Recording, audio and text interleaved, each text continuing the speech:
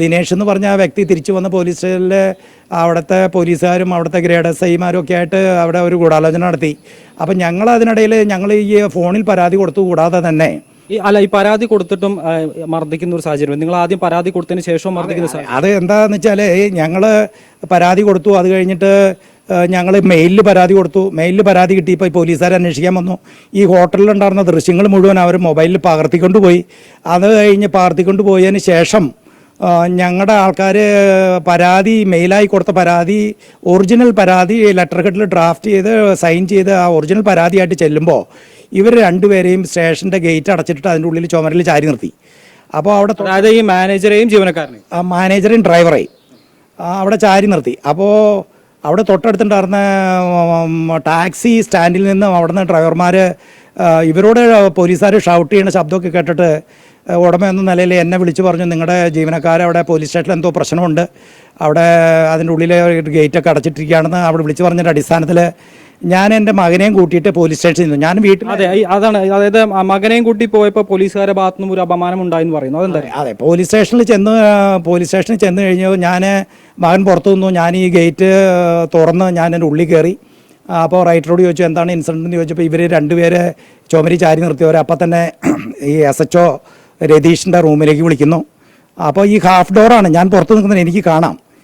വിളിച്ച് അതിൻ്റെ ഉള്ളിൽ വെച്ച് വളരെ റബിഷായിട്ട് വളരെ മോശമായ വേർഡുകൾ, നിങ്ങൾ ഗുണ്ടകളാണോടാ തെണ്ടികളെ എന്നൊക്കെ പറഞ്ഞ് വളരെ മോശമായ വേർഡുകൾ പറയാൻ താങ്കളോടക്കം അങ്ങനെയല്ല. ഞാൻ പുറത്ത് കേട്ട് നിൽക്കുന്നു. ജീവനക്കാരോട് വളരെ ഷൗട്ട് ചെയ്ത് സംസാരിക്കുന്നു. അയാളുടെ മേശപ്പുറത്തിരുന്ന ഫ്ലാസ്ക് എടുത്തിട്ടാണ് ആദ്യം ഈ അതിൻ്റെ റോണി മാനേജറെ തല്ലാൻ ചെല്ലുന്നത്. ഫ്ലാസ്ക് എടുത്ത് തലക്കടിക്കാനാണ് ചെല്ലുന്നത്. എന്നിട്ട് ഫ്ലാസ്ക് അയാൾ തിരിച്ചു വെച്ചിട്ട് അയാളുടെ 2 മോന്തയ്ക്ക് അയാൾ അടിച്ചു. അത് കഴിഞ്ഞ് അടുത്ത് നിൽക്കുന്ന ഡ്രൈവറെ അടിച്ചു. രണ്ടുപേരെ ഉന്തിത്തള്ളി ലോക്കപ്പിലാക്കി. അതെ, ആ ഒരു ദൃശ്യങ്ങൾ നമ്മൾ കണ്ടതാണ്. ഈ ഇത്തരത്തിൽ പരാതി നൽകിയിട്ടും ഭീഷണി പോലീസിന്റെ ഭാഗത്തുനിന്നുണ്ടായിരുന്നു, അല്ലെങ്കിൽ ഈ ഒരു നടപടിയിൽ നിന്ന് പിന്മാറുന്നുള്ള ഒരു ഭീഷണി ഉണ്ടായിരുന്നു.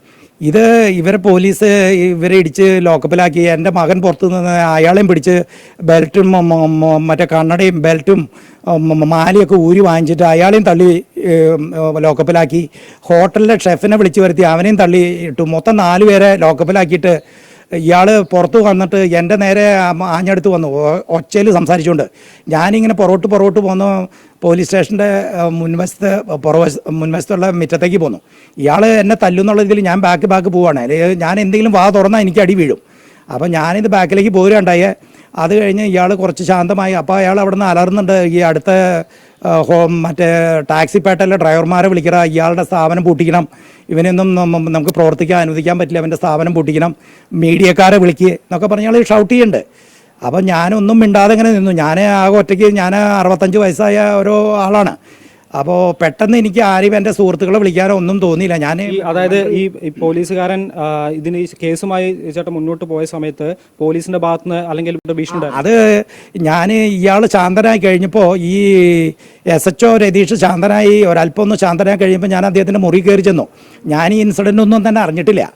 ഞാൻ അദ്ദേഹത്തിനോട് ചോദിച്ചു, സാറേ എന്താ ഉണ്ടായത്? ചോദിച്ചു, കണ്ടില്ലേ നിങ്ങളുടെ ആൾക്കാരെ ഇയാളെ മർദ്ദിച്ചു എന്നൊക്കെ പറഞ്ഞ്. അപ്പം ഞാൻ പറഞ്ഞു, സാറേ എന്തായാലും ഒരു വഴി, എങ്ങനെയാണ് ഇത് സോൾവ് ചെയ്യാൻ പറ്റും? നിങ്ങൾ അയാളായിട്ട് സെറ്റ് ചെയ്തോ, അയാൾ എന്താ ആവശ്യപ്പെട്ടെന്ന് വെച്ചാൽ കൊടുക്ക്. അയാൾ എന്തെങ്കിലും ആവശ്യപ്പെട്ടിരുന്നു? പൈസ ആയിട്ട് ആവശ്യപ്പെട്ടിരുന്നു? അപ്പോഴല്ല ആവശ്യപ്പെട്ടത്. ഇയാളോട് നിങ്ങൾ പോയി സംസാരിച്ച് സെറ്റ് ചെയ്യുക. അയാൾ ആവശ്യപ്പെടുന്ന എന്താ വെച്ചാൽ കൊടുത്ത് സെറ്റ് ചെയ്തോ, എനിക്ക് പ്രശ്നമില്ല എന്ന് പറഞ്ഞു. അങ്ങനെ ഞാൻ ആ സ്റ്റേഷൻ്റെ പരിസരത്ത് വെച്ച് തന്നെ ഇയാളോട് സംസാരിക്കുകയാണ്.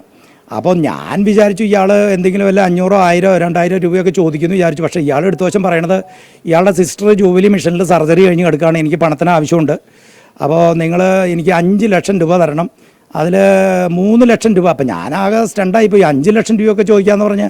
അപ്പോൾ ഇയാൾ പറഞ്ഞു 3 ലക്ഷം പോലീസുകാർക്കുള്ളതാണ്, ഞാൻ അവരൊക്കെ ആയിട്ട് സംസാരിച്ച് സെറ്റ് ചെയ്തിരിക്കുകയാണ്, 3 ലക്ഷം അവർക്ക് പോലീസുകാർക്കും SIക്കും കൂടിയുള്ളതാണ് 3 ലക്ഷം, 2 ലക്ഷം എനിക്ക് കിട്ടുള്ളൂ. അതിപ്പോൾ ഞാൻ പണം മേടിച്ചുകൊണ്ട് പോയാലും ഞാൻ രാത്രിയോ അല്ലെങ്കിൽ നാളെയോ വന്നിട്ട് ഇവർക്ക് ഇത് കൊടുക്കും. അപ്പോൾ ഞാൻ അവരായിട്ടുള്ള ധാരണ അനുസരിച്ചിട്ട് എനിക്ക് 5 ലക്ഷം രൂപ കിട്ടണം. അപ്പോൾ ഞാൻ പിന്നെ പണത്തിൻ്റെ മൂല്യമൊന്നും നോക്കാൻ പോയില്ല. അതായത് എപ്പോഴാണ് ഈ ഒരു പോക്സോ കേസ് നൽകുന്നത്? പോക്സോ കേസ് ഇദ്ദേഹം പറയുന്നത് എന്താ വെച്ചാൽ 4 പേര് അകത്ത് കിടക്കുന്നുണ്ട്. ഈ 4 പേര് അകത്ത് കിടക്കുന്ന വധശ്രമം, അതോടൊപ്പം തന്നെ ഈ ദിനേഷിൻ്റെ കൂടെ ബിരിയാണി കഴിച്ച ആൾ കണ്ടു കഴിഞ്ഞാൽ അയാൾക്ക് 18 വയസ്സ് താഴെയാന്ന് തോന്നില്ല. പക്ഷെ നല്ല പൊക്കമുള്ള ഒരു കുട്ടിയാണ്, നല്ല പൊക്കമുണ്ട്. പക്ഷെ 18 വയസ്സ് തികയാത്തതുകൊണ്ട് അവൻ്റെ പേരിൽ അവനെ ആക്രമിച്ചു എന്ന് പറഞ്ഞ് പോസ്കോ വരെ ചുമത്തും. അതായത് ആ കുട്ടി അവിടെ ബിരിയാണി കഴിക്കുന്നു, മുക്കാൽ ഭാഗം ഓൾമോസ്റ്റ് ബിരിയാണി കഴിച്ച് കുറച്ച് ആ കുട്ടിയുടെ ബിരിയാണിയാണ് പാക്ക് ചെയ്ത് മേടിക്കുന്നത്. ആ കുട്ടി ഈ ഇൻസിഡൻറ്റിൽ ഒന്നും ഒരു കാര്യത്തിലും ഇല്ല, ഈ തർക്കത്തിന് ഒന്നും തന്നെ ഇല്ല. അപ്പോൾ ആ കുട്ടീനെ അടക്കം ചേർത്ത് പോസ്കോ അടക്കം ചേർത്ത് നിങ്ങളെ റിമാൻഡ് ചെയ്യും, ഇവനായിട്ട് വേഗം സെറ്റ് ചെയ്തോളാൻ പറഞ്ഞ് എന്നെ സമ്മർദ്ദത്തിലാക്കിയതുകൊണ്ടാണ് ഈ ദിനേശനായിട്ട് സംസാരിക്കാനും അവന് ആവശ്യപ്പെട്ട തുക കൊടുക്കാനും ഉണ്ടായ സാഹചര്യം ഉണ്ടായത്. പിന്നെ ഒരു നിയമ പോരാട്ടത്തിന് ശേഷമാണല്ലോ ഈ ഒരു CCTV ദൃശ്യങ്ങൾ ലഭിക്കുന്നത്. 2023 സംഭവിച്ചതാണ്. അപ്പോൾ അതിന്റെ ഒരു എത്രത്തോളം സ്ട്രഗിൾ ചെയ്തു? 2005 വിവരാവകാശ നിയമം 6(3) പ്രകാരം ഞാൻ വിവരാവകാശത്തിന് അപേക്ഷ കൊടുത്തു. അപ്പോൾ PG പോലീസ് സ്റ്റേഷൻ അത് ഇമ്മീഡിയറ്റ് ആയിട്ട് റിജക്ട് ചെയ്തു. സ്ത്രീ സുരക്ഷ പറഞ്ഞുകൊണ്ട് റിജക്ട് ചെയ്തു. രണ്ടാമത് ഞാൻ അപ്പീൽ ഒല്ലൂർ അസിസ്റ്റന്റ് കമ്മീഷണർക്ക് കൊടുത്തു. അത് മാവോവാദി ഭീഷണി നിൽക്കുന്ന സ്റ്റേഷനാണെന്ന് പറഞ്ഞു, അത് റിജക്ട് ചെയ്തു. പിന്നെ ഞാൻ രണ്ടാം അപ്പീൽ പിന്നെ നമുക്ക് ചെയ്യാവുന്ന ഒരു ഓപ്ഷൻ എന്ന് പറഞ്ഞാൽ വിവരാവകാശ കമ്മീഷണർക്ക് തിരുവനന്തപുരത്തേക്ക് അപേക്ഷ കൊടുക്കുക എന്നുള്ളതാണ്. ആ അപേക്ഷ കൊടുത്തതിൻ്റെ അടിസ്ഥാനത്തിൽ 4 or 5 സിറ്റിംഗ് കഴിഞ്ഞ് അങ്ങനെ തൃശ്ശൂർ അയ്യന്തോൾ വെച്ച് 5 or 6 സിറ്റിംഗ് കഴിഞ്ഞതിന് ശേഷമാണ് എനിക്ക് വിവരാവകാശം കൊടുക്കാനായിട്ട് ഓർഡർ ഇട്ടത്. അത് നീണ്ടൊരു പോരാട്ടമായിരുന്നു. 1.5 വർഷത്തിന് ശേഷമാണ് എനിക്ക് CCTV കിട്ടിയത്. ഈ CCTV ഈ മർദ്ദിക്കപ്പെട്ട 2 പേർക്കും ലോക്കപ്പിൽ അടയ്ക്കപ്പെട്ട എൻ്റെ മകനും പരാതിക്കാരനായ എനിക്കും അങ്ങനെ 4 പേർക്ക് പെൻഡ്രൈവിൽ CCTV PG സ്റ്റേഷനിൽ നിന്ന് മറ്റേ വിവരാവകാശ കമ്മീഷണർ ഉത്തരവ് പ്രകാരം എനിക്ക് ലഭിച്ചു. മനുഷ്യാവകാശത്തിനൊക്കെ പരാതി കൊടുത്തെങ്കിലും മനുഷ്യാവകാശം ഒക്കെ ഇവിടെ ഒരു നോക്കുകുത്തിയായി മാറിയിരിക്കുകയാണ്. മനുഷ്യാവകാശത്തിന് ഞാൻ ഈ CCTV പിടിച്ചെടുക്കണമെന്ന് പറഞ്ഞും ഇവർക്ക് സുപ്രീം കോടതി വിധിപ്രകാരം സുവമോട്ടോ കേസെടുക്കാൻ അധികാരമുള്ളതാണ് മനുഷ്യാവകാശ കമ്മീഷൻ. അതിൻ്റെ 2 സിറ്റിംഗ് കഴിഞ്ഞ് മുമ്പ് മെമ്പറായിരുന്ന ബീന മാഡത്തിന് ഞാൻ ഈ CCTV കാണിച്ചു കൊടുത്തു. ഇത് ഇങ്ങനെ ക്രൂരമായിട്ട് മർദ്ദിക്കുന്നത് കണ്ടിട്ട് ബീന മാഡം പറഞ്ഞു, ഇത് കഷ്ടമായി പോയല്ലോ ഔസപ്പേ, ഇത് CCTV കളയറിട്ടോ എന്ന് പറഞ്ഞ് അവർ 2 സിറ്റിംഗ് നടത്തിയിട്ടും ഒരു നടപടി ഉണ്ടായില്ല. പിന്നീട് ഒരു ഗീതാ മാഡം വന്നു, അവരും 2 സിറ്റിംഗ് നടത്തി. അപ്പോഴേക്കും ഞാൻ ഈ CCTV അവരെയും കാണിച്ചു കൊടുത്തു. പക്ഷേ സുവമോട്ടോ കേസെടുക്കാൻ സുപ്രീം കോടതിയിൽ 2019 ഓർഡർ പ്രകാരം പവറുള്ള ഈ മനുഷ്യാവകാശ കമ്മീഷൻ ഒന്നും തന്നെ ചെയ്തില്ല. ഈ 1 കൊല്ലമായിട്ട് എൻ്റെ പരാതി അവിടെ നിലനിൽക്കുകയാണ്. ഈ മനുഷ്യാവകാശ കമ്മീഷൻ ഒന്നും ഇടപെട്ടില്ല. ഞാനത് കഴിഞ്ഞിട്ട് എനിക്ക് നീതി കിട്ടാതായപ്പോൾ ഞാൻ ഈ ഇൻസിഡൻ്റ് ഉണ്ടായി ഈ പണവുമെല്ലാം വാങ്ങിച്ചു. പണം വാങ്ങിച്ചതിന് ശേഷം എൻ്റെ വീട്ടിൽ വന്ന എൻ്റെ മുൻവശത്ത് ഇപ്പോൾ നിങ്ങൾ നിൽക്കുന്ന എൻ്റെ ഈ വീടിൻ്റെ മുൻവശത്ത് വെച്ചിട്ട് CCTVയുടെ മുൻവശത്ത് വെച്ചിട്ടാണ് പണം കൊടുക്കുന്നത്. 8 കെട്ടുകൾ 50,000-ൻ്റെ 8 കെട്ടുകൾ, അങ്ങനെ 8 കെട്ടുകൾ 4 ലക്ഷം ആദ്യം കൊടുത്തു. 1 ലക്ഷം, 2 ലക്ഷം, 3 ലക്ഷം, 4 ലക്ഷം എണ്ണിക്കൊണ്ട് ഒരു കവറിൽ, പ്ലാസ്റ്റിക് കവറിൽ അവനെ ഇട്ട് കൊടുത്തു. 4 ലക്ഷം പോരെയെന്ന് ഞാൻ ബാർഗെയിൻ ചെയ്തു. അപ്പം പറഞ്ഞു പറ്റില്ല, 5 ലക്ഷം കിട്ടണം, 3 ലക്ഷം പോലീസിന്, 2 ലക്ഷം എനിക്കിന്ന് വീണ്ടും ആവർത്തിച്ചു. അങ്ങനെ 1 ലക്ഷം കൂടി പ്ലാസ്റ്റിക് കൂടിൽ ഇട്ട് കൊടുത്ത് ആ പ്ലാസ്റ്റിക് കൂടുമായിട്ട് അവൻ്റെ കാറിൽ അവൻ ഓടിക്കുന്നു, ഞാൻ ഇടത് സൈഡിലിരിക്കുന്നു. അവൻ്റെ കാറിലാണ് എൻ്റെ വീട്ടിലേക്ക് വന്നത്. അത് കഴിഞ്ഞ് അവിടെ ചെന്ന് സ്റ്റേഷനിൽ ഈ പണം മുഴുവൻ അവൻ്റെ ഡിക്കിയിൽ വെച്ച് അവൻ ലോക്ക് ചെയ്ത് കാറിൻ്റെ പുറത്തിറങ്ങി അവൻ SHOനോട് ചെന്ന് പറയുന്നു, സാറേ എനിക്ക് നല്ല മുതലാളിയാണ് അയാൾ, എനിക്കൊരു പരാതിയില്ല എന്ന് അയാൾ ചെന്ന് പറയുന്നു. അപ്പോൾ പോലീസ് എന്നോട് ചോദിച്ചു, എന്താ നിങ്ങൾ തമ്മിലുള്ള പ്രശ്നം തീർന്നോ? അപ്പോൾ ഞാൻ പറഞ്ഞു, സാറ് പറഞ്ഞല്ലേ അവനോട് സെറ്റ് ചെയ്യാൻ പറഞ്ഞു, അവൻ ആവശ്യപ്പെട്ടതൊക്കെ അവന് കൊടുത്തു, അവൻ ആവശ്യപ്പെട്ട പ്രകാരം എല്ലാ കാര്യങ്ങളും ഞാൻ ചെയ്തു എന്ന് പറഞ്ഞു. അപ്പോൾ ഇത്രയാണ് അവിടെ പോലീസ് സ്റ്റേഷൻ ഉണ്ടായി. അതിനുശേഷം അരമണിക്കൂറോടും കഴിഞ്ഞതിന് ശേഷമാണ് എൻ്റെ മകനടക്കം ഈ 4 പേരെ ലോക്കപ്പ് തുറന്നു വിട്ടെ. അതായത് ഇവനെ സേഫായിട്ട്, അതായത് ഇനി പുറത്ത് വന്നു കഴിഞ്ഞാൽ ഞങ്ങൾ പണമടക്കം ഈ വണ്ടി എങ്ങാനും തിരിച്ചു പിടിച്ചാലോ എന്നുള്ളത് ഈ ഒരു മകേഷ് എന്ന് പറഞ്ഞ പോലീസുകാരൻ വന്നിട്ട് SIയോട് പറയാണ്, സാറേ ഇവരെ ഇപ്പോൾ വിടരുത്, ഇവർ വിട്ടു കഴിഞ്ഞാൽ ഇവനെ തടഞ്ഞു നിർത്തുകയൊക്കെ ചെയ്യും. അതുകൊണ്ട് അപ്പോൾ ഈ മഹേഷ് എന്നുള്ള പോലീസുകാരന് അവനറിയാം. ഈ CCTVയിൽ പറയുന്നുണ്ട് 5 ലക്ഷം നിനക്ക് കിട്ടിയില്ലട, അത് ഇതാണ് ഈ കള്ളപ്പണമാണ്, അതുകൊണ്ട് നീ പോകുമ്പോൾ സൂക്ഷിക്കണം, ഞങ്ങളുടെ കാര്യം നീ പരിഗണിക്കട്ടോ എന്ന് പറഞ്ഞ് ഇവനെ കെട്ടിപ്പിടിക്കുകയോ ഇവനോട് ഷെയ്ക്ക് ഹാൻഡ് കൊടുക്കുകയും ഇവനെ ഉമ്മ വയ്ക്കുകയും ചെയ്യുന്ന സീനുകളൊക്കെ ഈ CCTVയിലുണ്ട്. ആ മഹേഷ് എന്ന് പറഞ്ഞ പോലീസുകാരനാണ് ഇതിൻ്റെയൊക്കെ കേന്ദ്ര ബിന്ദു. ഈ പണം വാങ്ങിക്കുന്നതിലെ കേന്ദ്ര ബിന്ദു മഹേഷ് എന്ന് പറഞ്ഞ പോലീസുകാരനാണ്. ഇപ്പോൾ ഇത്രയും പ്രശ്നങ്ങളുണ്ടായിട്ടും ഒരു വേണ്ട നടപടി, കാരണം ഇയാൾക്ക് പ്രൊമോഷൻ അടക്കം കിട്ടിയിട്ടുണ്ട് ഈ SIക്ക്. അപ്പോൾ അതിനെക്കുറിച്ച് എന്താ, അല്ലെങ്കിൽ എന്ത് നടപടി സ്വീകരിക്കണം എന്നാണ്? 24-ാം തീയതി ഇൻസിഡൻറ്റ് ഉണ്ടാകുന്നു, 26-ാം തീയതി അസിസ്റ്റന്റ് കമ്മീഷണർ നേരിട്ട് കാണുന്നു. അസിസ്റ്റന്റ് കമ്മീഷണർ നിർദ്ദേശപ്രകാരം ഞാൻ അടിയന്തരമായിട്ട് അദ്ദേഹം പറഞ്ഞു എന്നോട് കമ്മീഷണറെ കാണാൻ പറയുന്നു. ഞാൻ അന്നത്തെ കമ്മീഷണറായ അങ്കിത് അശോകനെ ഞാൻ എൻ്റെ 2 സുഹൃത്തുക്കളുമായിട്ട് പോയി കാണുന്നു. ഈ അസിസ്റ്റന്റ് കമ്മീഷണർ അപ്പം തന്നെ PG സ്റ്റേഷനിൽ വിസിറ്റ് നടത്തി ഈ CCTVകളെല്ലാം നേരിൽ കാണുകയും ഞാൻ അങ്കിത് അശോകൻ സാറിൻ്റെ മുമ്പിൽ ഇരിക്കുമ്പോൾ തന്നെ ഈ അസിസ്റ്റന്റ് കമ്മീഷണർ ഈ നടന്ന അക്രമ കാര്യങ്ങൾ മുഴുവൻ തന്നെ അങ്കിത് അശോകൻ സാറിനോട് വിവരിക്കുകയും ചെയ്തു. അപ്പോൾ അതിൻ്റെ അടിസ്ഥാനത്തിൽ സാറ് എന്നെ എൻ്റെ തോളത്തൊക്കെ തട്ടിയിട്ട് പറഞ്ഞു, സാറ് എന്നോട് പറഞ്ഞു, അസഫ് ചേട്ടാ don't worry, I am here with you, you don't worry, you will get justice എന്നൊക്കെ പറഞ്ഞു. അത് കഴിഞ്ഞിട്ട് എന്നോട് പറഞ്ഞു ഇപ്പം തന്നെ പരാതി എഴുതി തരണം എന്ന് പറഞ്ഞു. അവിടെ നിന്ന് തന്നെ പേപ്പർ തന്ന് ഞാൻ കമ്മീഷണർ മുമ്പിൽ തൊട്ട് പുറത്തേക്കിലിരുന്ന് റൈറ്ററുടെ മുമ്പിലിരുന്ന് ഈ 7 പേജ് പരാതി ഞാൻ എഴുതി അദ്ദേഹത്തിന് സമർപ്പിച്ചു. കോപ്പി ഞാൻ മുഖ്യമന്ത്രിക്ക് കൊടുത്തു, DGPക്ക് കൊടുത്തു. പക്ഷേ അന്വേഷണം അത് കഴിഞ്ഞിട്ട് അസിസ്റ്റൻറ്റ് കമ്മീഷണർ എന്നെ വിളിച്ച് മൊഴിയെടുത്തു. പക്ഷെ പ്രത്യേകിച്ചൊന്നും ഈ പണം തട്ടിയെടുത്തവനെ പിടിക്കാനുള്ള നടപടിയൊന്നും ഉണ്ടായില്ല. അപ്പോൾ ഇനി ആ ഒരു നടപടി വേണമെന്നുള്ളത് തന്നെയാണ് ആവശ്യം. പണം അത് കഴിഞ്ഞിട്ട് വീണ്ടും ഞാൻ ഉന്നത ഉദ്യോഗസ്ഥർക്ക് വീണ്ടും കംപ്ലയിൻറ്റ് കൊടുത്തതിൻ്റെ അടിസ്ഥാനത്തിൽ PG സ്റ്റേഷനിൽ നിന്ന് ഈ കേസ് മാറ്റി മണ്ണുത്തിക്ക് കൊടുക്കുകയും അങ്ങനെ 20 ദിവസം കഴിഞ്ഞ് ഇവനെതിരെ ഒരു FIR ഇട്ട് ഇവനെ അറസ്റ്റ് ചെയ്യുകയൊക്കെ ഉണ്ടായി. അപ്പോൾ 20 ദിവസം കഴിഞ്ഞ് ചെന്ന് ഇവൻ്റെ വീട് ചെന്ന് പരിശോധിക്കാൻ ചെന്ന് കഴിഞ്ഞാൽ ഈ കൊണ്ടുപോയ പണമൊന്നും 20 ദിവസം കഴിഞ്ഞ് കഴിഞ്ഞാൽ അത് കിട്ടില്ല. അവൻ്റെ അവിടെ ചെന്ന് കഴിഞ്ഞപ്പോൾ ഇവൻ്റെ ഒറിജിനൽ ഭാര്യയുടെ വീട്ടിലല്ല ഇവൻ താമസിക്കുന്നതെന്നാണ് ഇത് പോലീസുകാർ പറഞ്ഞ കാര്യം കേട്ടോ. എനിക്ക് മണ്ണുത്തി സ്റ്റേഷനിലെ അന്വേഷണ ഉദ്യോഗസ്ഥർ പറഞ്ഞ ഇവർ അവിടെ ചെന്ന് കഴിഞ്ഞപ്പോൾ ഇവൻ്റെ ശരിക്കുള്ള ഭാര്യയുടെ വീട്ടിൽ അവൻ്റെ ഭാര്യ താമസിക്കുന്നു. ഇവൻ രണ്ടാമതൊരു കല്യാണം കഴിച്ച് വേറൊരു സ്ത്രീയുടെ കൂടെ വേറൊരു വീട്ടിലാണ് താമസിക്കുന്നത്. ആ 2 വീട് സെർച്ച് ചെയ്തിട്ടും പണം കിട്ടിയില്ല എന്നാണ് മണ്ണുത്തിയിലെ അന്വേഷണ ഉദ്യോഗസ്ഥർ പറഞ്ഞത്. അവനെ അറസ്റ്റ് ചെയ്ത് കൊണ്ടുവന്ന് ഹാജരാക്കി ഞങ്ങളെ ഐഡൻറ്റിഫൈ ചെയ്യാനായിട്ട് വിളിച്ചിരുന്നു. അപ്പോൾ ഇദ്ദേഹം തന്നെയാണ് ഞങ്ങളുടെ കയ്യിൽ നിന്ന് പണം തട്ടിയെടുത്തുകൊണ്ടെന്ന് ഞങ്ങൾ മൊഴി കൊടുക്കുകയുണ്ടായിട്ടുണ്ട്. പക്ഷേ അന്വേഷണമൊന്നും കൃത്യമായിട്ട് കൊണ്ടുപോയില്ല. ഇതിനെ അറസ്റ്റ് ചെയ്ത് 2 ദിവസം കഴിയുമ്പോൾ അയാൾക്ക് ജാമ്യം കിട്ടി. ഈ പണം കിട്ടാത്ത കാരണം, പണം സീസ് ചെയ്യാൻ പറ്റാത്ത കാരണം അവൻ ഉടനടി 2 ദിവസം കഴിയുമ്പോൾ ജാമ്യം കിട്ടി.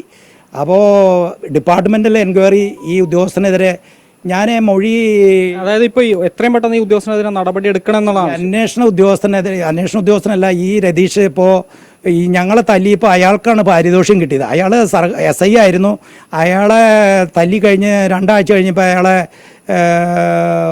സർക്കിൾ ഇൻസ്പെക്ടറായിട്ട് തൃശ്ശൂർ ജില്ലയിലെ തന്നെ ചെറുതുരുത്തി പോലീസ് സ്റ്റേഷനിലേക്ക് പ്രൊമോഷൻ കൊടുത്തു. അത് കഴിഞ്ഞ് ഇപ്പോൾ അദ്ദേഹം നമ്മുടെ കേരളത്തിലെ ഏറ്റവും പ്രമുഖ സ്ഥലമായ കൊച്ചിയിൽ കടവന്തറയിൽ സ്റ്റേഷൻ SHO ആയിട്ട് ക്രമസമാധാനത്തിൻ്റെ പാലനത്തിൻ്റെ ചുമതല വഹിക്കുന്ന SHO ആണ്. അത് അദ്ദേഹം അങ്ങനെ പോലീസ് സേനയിൽ ഇപ്പോഴും തുടരുന്നു. അപ്പോൾ ഈ മൃഗീയമായ ഈ മർദ്ദനം നടന്നിട്ട് സുപ്രീം കോടതി എല്ലാം പറഞ്ഞിട്ടുണ്ട്, ഒരു കാരണവശാലും ഒരു സ്റ്റേഷനിൽ വരുന്നവരെ ഈ രീതിയിൽ ഉപദ്രവിക്കാൻ പാടില്ല, അത് ഉപദ്രവിച്ചാൽ എന്തെല്ലാം ചെയ്യണം എന്നൊക്കെ തന്നെ ആ വിധിയിലുണ്ട്, കൃത്യമായിട്ട് വിധിയിലുണ്ട്. അപ്പോൾ അതനുസരിച്ച് ആ വിധിയിൽ പറഞ്ഞനുസരിച്ചിട്ട് ഈ സ്റ്റേഷനിലൊക്കെ CCTVകളൊക്കെ ഫങ്ഷൻ ചെയ്യണം. കേരളത്തിലെ 536 പോലീസ് സ്റ്റേഷനിൽ 42 കോടി രൂപ മുടക്കി പോലീസ് സ്റ്റേഷനിൽ CCTV വെക്കാനും അതോടൊപ്പം തന്നെ അവിടെ വരുന്ന ഇരകൾക്ക് ആവശ്യപ്പെട്ടാൽ ആ ദൃശ്യങ്ങൾ കൊടുക്കണമെന്നും പറഞ്ഞിട്ടുണ്ട്. ഇന്ത്യയിൽ ആദ്യമായിട്ട്, കേരളത്തിൽ ആദ്യമായിട്ട് 1.5 കൊല്ലം നീണ്ട പോരാട്ടത്തിൽ കൂടെ ഈ കഴിഞ്ഞ ഓഗസ്റ്റ് മാസത്തിലാണ് എനിക്ക് വിവരാവകാശ കമ്മീഷൻ തിരുവനന്തപുരത്ത് നിന്ന് തൃശ്ശൂർ നടന്ന സിറ്റിയിൽ വേറെ ഇന്ത്യയിൽ വേറെ ഇത്തരത്തിൽ പോലീസ് സ്റ്റേഷൻ്റെ ഉള്ളിലുള്ള ദൃശ്യങ്ങൾ കിട്ടിയിട്ടില്ല ഒന്നുമല്ലേ? നാളെ ഇതുവരെ ഒന്നും കണ്ടിട്ടില്ല. അതായത് വിവരാവകാശ കമ്മീഷൻ്റെ ആദ്യത്തെ ഓർഡറാണ് CCTV ദൃശ്യങ്ങൾ, മർദ്ദന ദൃശ്യങ്ങൾ കൊടുക്കാൻ പറഞ്ഞിട്ടുള്ളത്. അപ്പം എനിക്ക് ഓഗസ്റ്റിൽ കിട്ടിയെങ്കിൽ തന്നെ ഞാൻ എന്തുകൊണ്ട് കൊടുത്തില്ല എന്ന് ചോദിച്ചാൽ, ഞാൻ ഈ അന്വേഷണത്തിൽ തൃപ്തിയില്ലാത്തതുകൊണ്ട് ഞാൻ ഹൈക്കോടതിയിൽ CBI അന്വേഷണം ആവശ്യപ്പെട്ടുകൊണ്ട് റിട്ട് ഫയൽ ചെയ്തു. അപ്പോൾ അത് കേസ് 4, 5, 6 സിറ്റിംഗ് ആയിട്ട് പോയപ്പോൾ എനിക്ക് കിട്ടിയ നിയമോപദേശം, ഹൈക്കോടതിയിൽ ഈ കേസ് നടക്കുമ്പോൾ ചാനലിൽ വന്ന് ഈ കാര്യങ്ങളിപ്പോൾ പറയേണ്ട, കേസിൻ്റെ ഒരു തീർപ്പ് വരട്ടെ. അപ്പോൾ തീർപ്പ് ഇപ്പോൾ ഈ കഴിഞ്ഞ മാസം തീർപ്പ് വന്നു. അതായത് തൃശ്ശൂർ ഇവനെ അറസ്റ്റ് ചെയ്ത FIR ക്വാഷ് ചെയ്തുകൊണ്ട് ഈ അറസ്റ്റ് ചെയ്യാനായിട്ടുണ്ടായ കാരണം, ബേസിക് റീസൺ എന്ന് പറയുന്നത് ഞങ്ങളെ മർദ്ദിച്ചതുമായിട്ട് ബന്ധപ്പെട്ടുകൂടിയാണ്. അപ്പോൾ അതിലെ ഉദ്യോഗസ്ഥനായ രതീഷിനെ ഒഴിവാക്കിക്കൊണ്ടാണ് FIR ഇട്ടത്. അപ്പോൾ ആ FIRൽ ഈ ഉദ്യോഗസ്ഥനെ കൂടി പ്രതി ചേർത്തുകൊണ്ട് ഇപ്പോൾ കേസെടുക്കണമെന്ന് പറഞ്ഞ് തൃശ്ശൂർ ജില്ലാ കോടതിയിൽ നിന്ന് അതിന് ഉത്തരവുണ്ടായിട്ടുണ്ട്. ഉത്തരവ് 2-3 ദിവസങ്ങളിൽ വെക്കേഷൻ കഴിഞ്ഞാൽ കിട്ടുമെന്നാണ് നമ്മുടെ വക്കീൽ പറഞ്ഞിരിക്കുന്നത്. അപ്പോൾ അതുതന്നെയാണ്, അതായത് വലിയ ഒരു നിയമ പോരാട്ടത്തിന് ശേഷമാണ് ഇപ്പോൾ ഈ ഒരു CCTV ദൃശ്യങ്ങളടക്കം പുറത്തു വന്നിരിക്കുന്നത്. ഞെട്ടിക്കുന്ന ദൃശ്യങ്ങൾ തന്നെയാണ്. കഴിഞ്ഞ കുറച്ച് ദിവസങ്ങളായി തൃശ്ശൂരിൽ ഏറ്റവും കൂടുതൽ വരുന്ന വാർത്ത കൂടിയാണ്. അത് കഴിഞ്ഞ ദിവസമാണ് ഇത്തരത്തിൽ ഹോട്ടൽ ജീവനക്കാർ മർദ്ദിക്കുന്ന ദൃശ്യങ്ങൾ വന്നത്. PG പോലീസാണ് മർദ്ദിച്ചത്. ആ SIക്ക് അടക്കം അത്തരത്തിൽ നിയമ നടപടി സ്വീകരിക്കണം, അയാൾക്കെതിരെ അടക്കം നിയമ നടപടി സ്വീകരിക്കണം എന്നാണ് ഇപ്പോൾ ഹോട്ടൽ ഉടമ അടക്കം പറയുന്നത്.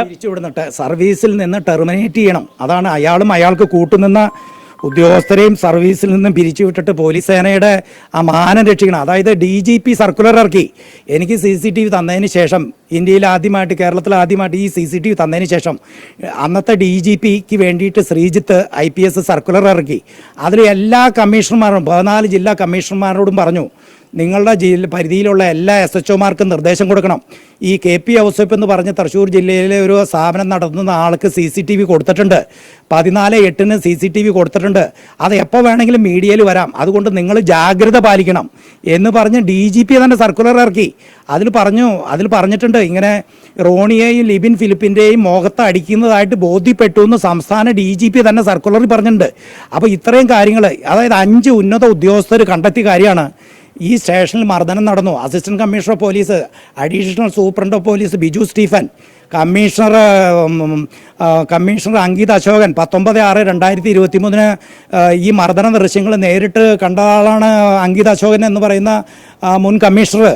അപ്പോൾ അദ്ദേഹം ഞങ്ങളെയൊക്കെ ആദ്യത്തെ പീരീഡിലൊക്കെ എൻ്റെ തോളത്ത് തട്ടിയ അങ്കിൾ ഡോണ്ട് വറി ഹെൽപ്പ് ചെയ്യുന്നൊക്കെ പറഞ്ഞു. പക്ഷേ ഈ 1.5 വർഷമായിട്ട് ആ ഉദ്യോഗസ്ഥനാണ് പാരിതോഷം കിട്ടിയത്. അദ്ദേഹത്തിന് സർക്കിൾ ഇൻസ്പെക്ടറായിട്ട് പ്രൊമോഷൻ കൊടുത്തു.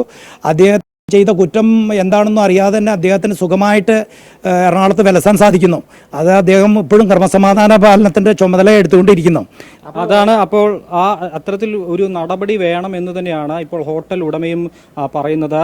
നമുക്കറിയാം യൂത്ത് കോൺഗ്രസുമായി ബന്ധപ്പെട്ട ആ ഒരു ദൃശ്യങ്ങൾ പുറത്തു വന്നതിൻ്റെ തൊട്ട് ദിവസം തന്നെയാണ് ഈ ഒരു ഹോട്ടൽ ജീവനക്കാരെയും പോലീസ് മർദ്ദിക്കുന്ന ക്രൂരമായ ദൃശ്യങ്ങൾ വന്നത്. സാധാരണക്കാരനെ എപ്പോഴും സ്റ്റേഷനിലേക്ക് എത്തി മർദ്ദിക്കുന്ന ആ ഒരു നിലപാട് പോലീസിന്റെ പക്കൽ ഉണ്ട് എന്നുള്ളതിനുള്ള ഏറ്റവും വലിയ തെളിവാണ് ഇത്.